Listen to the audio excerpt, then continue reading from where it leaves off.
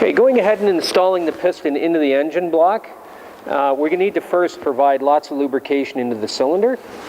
And using a clean rag, we can wipe in lots of oil. The cylinders have already been cleaned, and they are brand new cylinders that we are working with in this particular engine. So taking a look now at the correct position of the piston, during the install, it is recommended by the manufacturer that the piston faces cam side of the engine. Looking at the block, we have our lifter return galleries. So oil can run back down through here, lubricate the lifter assembly, as well as make its way back down to the bottom end of the engine. This is also the cam gallery in here. So putting the piston in the correct position and having the offset rod end in the correct position, also facing cam side based on manufacturer specs. So taking the piston, dropping it down into the bore, using the trunk of the piston to guide it. So now we have it in the correct position, lots of lubrication.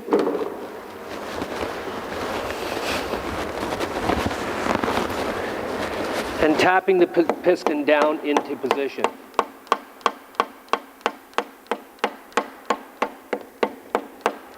Shouldn't take much pressure. I'm moving it to make sure that there is no binding during installation, and stopping right at the very top once it is installed. One of the biggest mistakes that technicians make during piston install is trying to drive the piston all the way down to its position in the bottom end of the engine. All we want to do is just be inside and just slightly get the piston down from the top.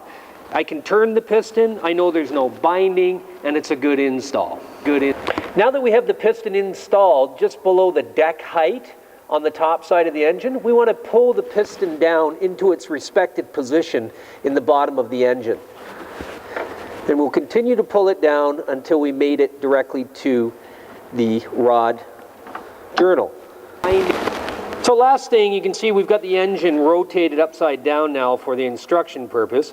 We've got our crank journal, and now we're just going to pull that mating connecting rod up into position. And now it's in the correct position for installing the cap. So taking a look at our connecting rod cap, it's been cleaned and ready to go back into service. Now we have the engine bearing.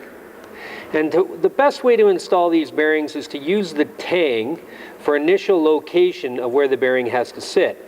We use our thumbs and push it into position, checking that we have a little bit of crush protruding on each side. We want to center that crush with our fingernails so that we can hear that we have a little bit sticking up on both sides. Putting a little bit of oil on the bearing now, and again, it's okay to touch a bearing surface when it is lubricated as long as your fingers are clean, but never touch a bearing surface if your fingers are dry, because the acids from your finger create localized hot spotting on that bearing. So now we're going to take a look at this, and we always want to go lock to lock. Here's our lock here, here's our lock here. This is used, it's put together with what's called a broach on this side and a broachway on this side. A lot of people call it a keyway, but it's a broachway where the broach, the male broach, fits into the female broach to lock it into position.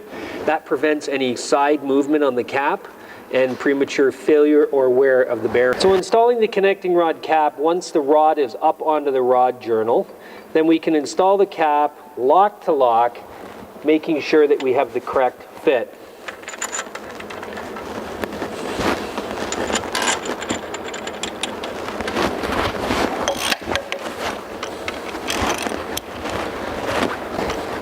One of the important factors to pay attention to when you're doing the install is making sure that you equally torque both sides down so that the cap is being seated correctly between the two parting lines and to fit correctly into the broach and or the keyway. So snugging up both sides, equally bringing it down.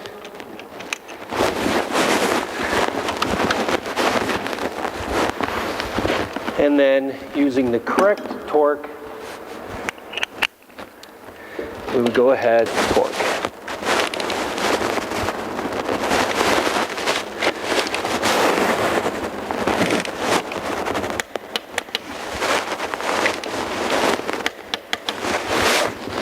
Now, one of the best things to do is after doing the install is to make sure, one, that we've got movement in the connecting rod, which we do. We've got side clearance in here so we can move it back and forth, and we can see that we actually have that movement on the connecting rod. It's a good indication that we have sufficient side clearance, which would be measured here. We're also going to rotate the engine to make sure that the engine rotates correctly, one full revolution, to make sure that we have the correct fit at the connecting rod to the journal. Now, in prior video series, we have an install check that we do on main bearings with vertical oil clearance, and we use plastic gauge to support that. Each one of these has been checked, and this would now have to be checked before it actually goes into service. And the manufacturer spec on this one is 1 to 4 thou. And all the other ones came in around 3 thou, and I'm going to suspect that this one will be at 3 thou also when it is checked. So this is the piston assembly that we installed. And one of the good things to do after the install is to make sure that we don't have any marks or scoring on the inside of that cylinder. So we can bar this engine around, and we can watch that piston come up to top. And the second one that's coming up with it, we call this our companion cylinder. So we have number 3 and number 4 together. We have number 1 and 6, and we have number 2 and 5 as companions. So one would be on the power stroke, while one is on the exhaust stroke. Compression stroke and power stroke, pardon me.